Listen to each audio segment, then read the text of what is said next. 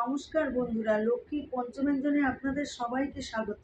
আজকে ছোট বড় সকলের জন্য তরমুজের আইসক্রিমের রেসিপি শেয়ার করব। আমি তরমুজগুলো খোসা থেকে ছাড়িয়ে ছোট ছোট করে কেটে নিলাম। গ্রেটারের সাহায্যে আমি ঘষে রস বের করে নিলাম। এক বাটি রস হয়েছে, আমি ছাঁকনিতে ছেঁকে নিয়েছি রসগুলো। তারপর গ্যাসে কড়াই বসিয়ে আমি রস ঢেলে দিলাম কড়াইতে। এখানে আমি হাফ চামচ বিট লবণ আর চিনি দিয়ে দিয়েছি। 1 চামচ কর্নফ্লাওয়ার গুলে দিয়ে দিয়েছি।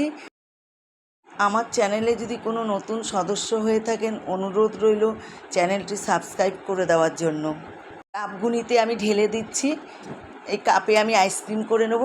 8খানা কাপ হয়েছে, আমি গার্ডার দিয়ে সব মুড়িয়ে নিলাম আর মাঝখানে একটু ছুরি দিয়ে কেটে আমি কাঠি ঢুকিয়ে দিলাম। আমি কয়েক ঘন্টা ফ্রিজে রেখে দিলাম।